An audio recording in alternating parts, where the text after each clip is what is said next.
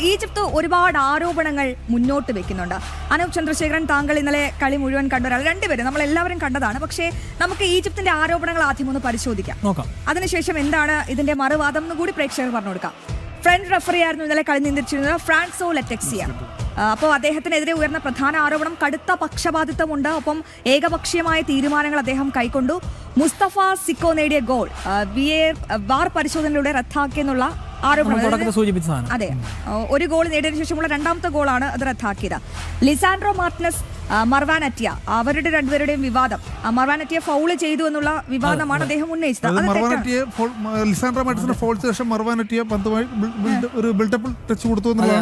അതെ, അപ്പൊ ആ ഫൗൾ വിവാദം തെറ്റാണെന്നാണ് ഈജിപ്ത് പറയുന്നത്. മുഹമ്മദ് സലായെ വീഴ്ത്തി, ടാഗ്ലിയോഫിക്കോ ഫൗൾ ചെയ്ത് വീഴ്ത്തി. പക്ഷേ ഈജിപ്തിന് അപ്പോഴും പെനാൽറ്റി നിഷേധിച്ചു. അതെ, ഈജിപ്തിന് അപ്പോൾ പെനാൽറ്റി നിഷേധിച്ചു എന്നാണ് ഉയർന്ന ആരോപണം. മറ്റാരോപണങ്ങൾ കൂടി പരിശോധിക്കുകയാണെങ്കിൽ അർജന്റീനയുടെ നഹുവൽ മൊളീന ഈജിപ്ഷ്യൻ വിങ്ങർ എമാം അഷൂറിനെ മുഖത്തിടിച്ച് വീഴ്ത്തി. പക്ഷേ റഫറി കണ്ണടച്ചു എന്ന് പറയുന്നുണ്ട്. ഹൊസാം ഹസന് മഞ്ഞക്കാർഡ് കൊടുത്തു എന്നുള്ള കാര്യം പറയുന്നുണ്ട്. അത് റഫറിക്കെതിരെ സംസാരിച്ചു, റഫറിയുടെ ഈ നീക്കങ്ങൾക്കെതിരെ സംസാരിച്ചു, അതിനാണ് മഞ്ഞക്കാർഡ് കൊടുത്തത്. ഒപ്പം വംശീയ അധിക്ഷേപം നടത്തിയ അർജന്റീനയ്ക്കെതിരെ നടപടിയില്ല. ആരോപണങ്ങൾ ഇങ്ങനെ നീളുകയാണ്. എന്താണ് താങ്കളുടെ മറുപടി?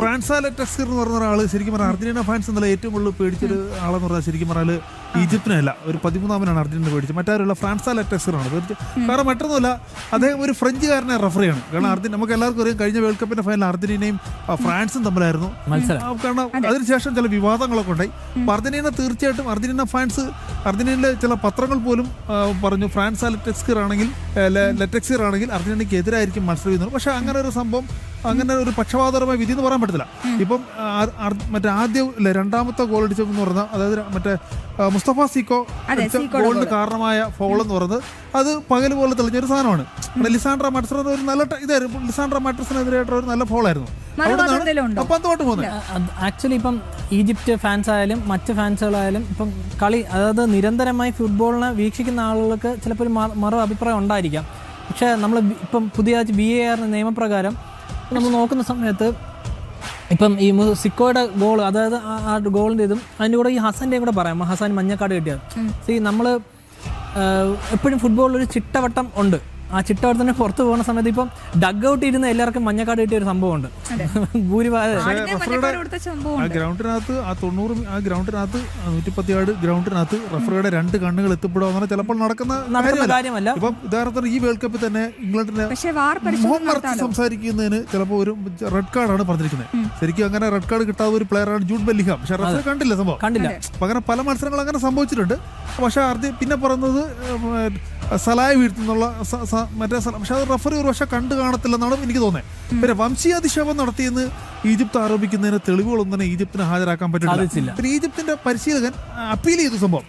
പക്ഷെ അദ്ദേഹത്തിന്റെ തെളിവുകളെന്ന് പറയുന്ന അർജന്റീനയുടെ 3-ാം ഗോളാന്ന് തോന്നില്ലേ. അർജന്റീനയുടെ 3-ാം ഗോളാവേശത്തിന് വംശീയാധിക്ഷേപം ഉണ്ടായെന്നാണ് ഈജിപ്ത് പരാതിപ്പെടുന്നത്. പക്ഷെ അതിന് തെളിവുകളൊന്നും തന്നെ കണ്ടെത്താനല്ല. പിന്നെ ഈ ഫ്രാൻസാ ലെറ്റക്സ് എന്ന ആള് നിസ്സാരക്കാരനായ റഫറി അല്ല. കഴിഞ്ഞ യൂറോ കപ്പിന്റെ ഫൈനലിൽ നിയന്ത്രിച്ചിരുന്ന റഫറിയാണ്. 2024 മികച്ച റഫറിക്കുള്ള പുരസ്കാരം നേടിയ ആളാണ്. ഇപ്പൊ ലയണൽ മെസ്സികൾ 2 വയസ്സുള്ളപ്പോൾ 37 വയസ്സുകാരനായ റഫറിയാണ്. അപ്പൊ ഇദ്ദേഹം തന്നെയാണ് വംശീയാധിക്ഷേപത്തിൽ മറ്റേ വിനീഷ്യസ് ജൂനിയറിനെതിരെയുള്ള എനിക്കൊന്നു ഈ ചാമ്പ്യൻസ് ലീഗിന്റെ മത്സരത്തിൽ ഒരു അർജന്റീന താരത്തിനെതിരെ മുഖം മറച്ച് സംസാരിച്ചതിന് നടപടിയെടുത്ത അർജന്റീൻ താരത്തിന്റെ പേര് ഞാൻ മറന്നുപോയി. എനിക്കിത് ബെനഫിക്കെതിരെയുള്ള മത്സരം വന്നു. ആ മത്സരത്തിൽ അർജന്റീൻ താരത്തിൽ 5 മത്സരങ്ങളിൽ നിന്നങ്ങാണ്ട് അദ്ദേഹത്തിന് പുറത്തിരുത്താനുള്ള ഇതെടുത്തത് ഇദ്ദേഹമാണ്. അപ്പൊ അങ്ങനെ ഈ റഫറിയെ മാത്രം കുറ്റപ്പെടുത്താന്നല്ല, പക്ഷെ ഒരു പക്ഷെ തോൽവിക്ക് എന്തും കാരണമാക്കാം സംഭവം.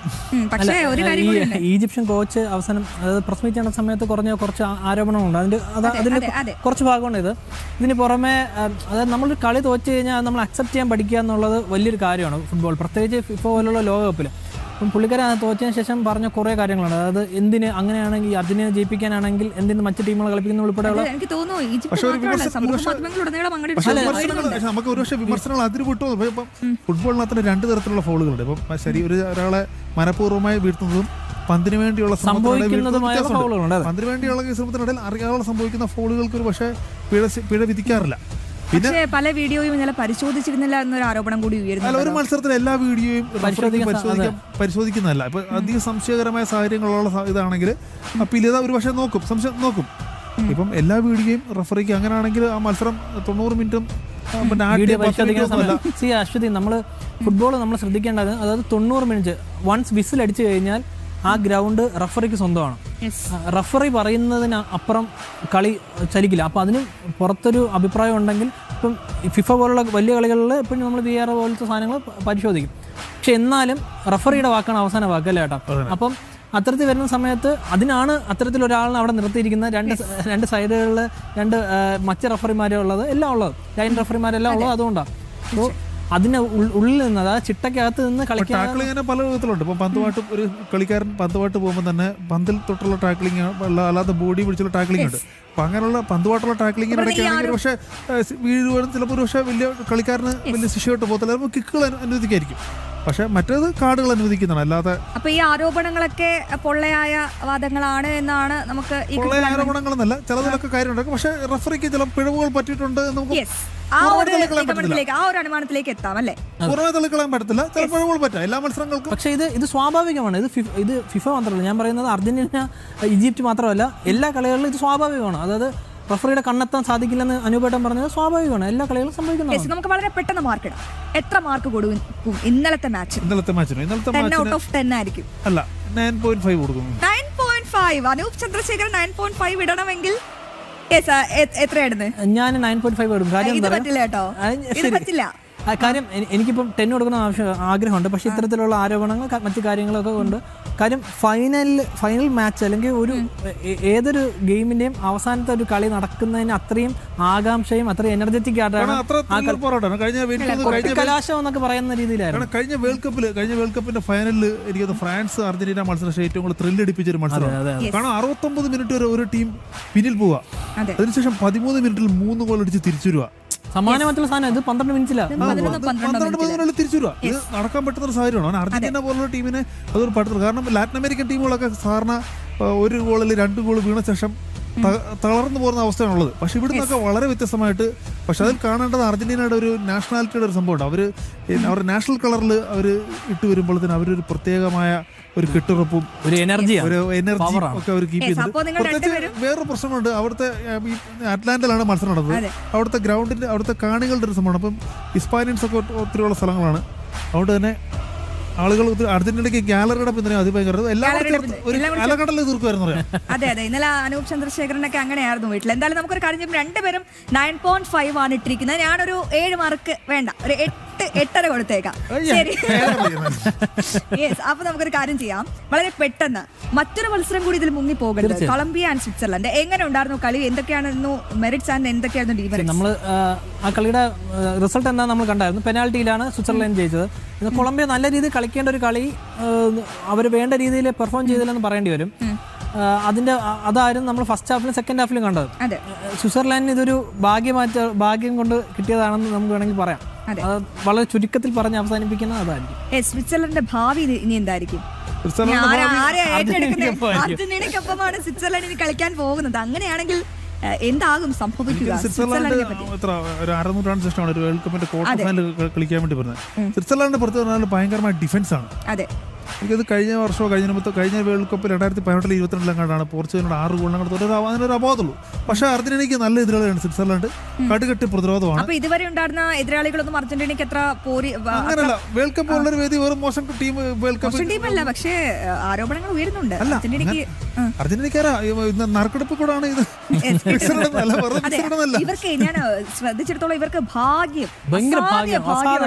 അത് നമ്മൾ തീർച്ചയായും സമ്മതിക്കണം. കാര്യം പോർച്ചുഗൽ പോലുള്ള ടീമുകൾ എതിരെ കളിച്ച ടീമുകളെല്ലാം ഗംഭീര ടീമുകളാണ്. അതിനകത്ത് അങ്ങനെ ചിലപ്പോൾ ഇടയ്ക്ക് പോർച്ചുഗൽ 2ാം സ്ഥാനത്ത് വന്നില്ല. ചിലപ്പോൾ ഇടയ്ക്ക് അവിടെ പോർച്ചുഗൽ 1 ഇവിടെ അർജന്റീന 2 വരുന്ന ഗ്രൂപ്പിൽ ചിലപ്പോൾ തിരിഞ്ഞു വന്നേനെ.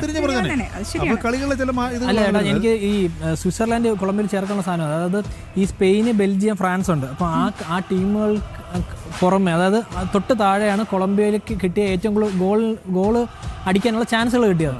എന്നിട്ടും ഈ കളികളിൽ കൊളംബിയക്ക് നേരെ പെർഫോം ചെയ്യാൻ സാധിച്ചില്ല. ഒരു പക്ഷേ കൊളംബിയ ആയാലും ജയിച്ചിരുന്നെങ്കിൽ അർജന്റീനയ്ക്ക് ഒരു എക്സ്ട്രാ മത്സരം ഉണ്ടായിരുന്നേ ക്വാർട്ടർ ഫൈനലിൽ. Yes. അങ്ങനെ പ്രതീക്ഷ അങ്ങനെ പറയാമോ? അങ്ങനെ പറയാം. രണ്ട് ലാറ്റിൻ അമേരിക്കൻ അർജന്റീനയ്ക്ക് കുറച്ചുകൂടെ എളുപ്പമായിരിക്കും. കൊളംബിയയുടെ കളി ശരി.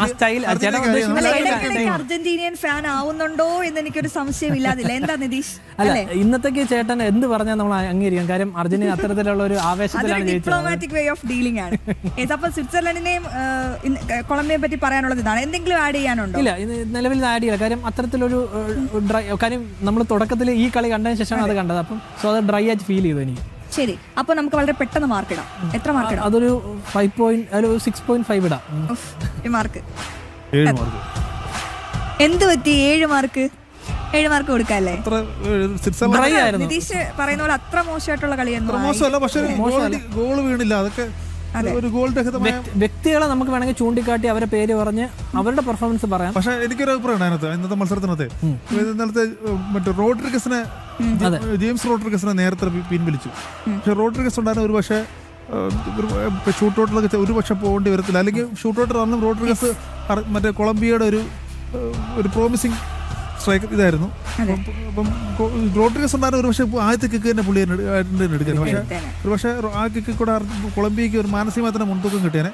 പക്ഷേ റോഡ്രിഗസിനെ 67-ാം മിനിറ്റിൽ തന്നെ പിൻവലിച്ചു. അത് റോഡ്രിഗസിനെ നേരത്തെ വലിച്ചത് കൊളംബിയയ്ക്ക് എക്സ്ട്രാ ടൈമിലൊക്കെ ഒരു തിരിച്ചടി എന്ന് തന്നെ വേണം കരുതാം.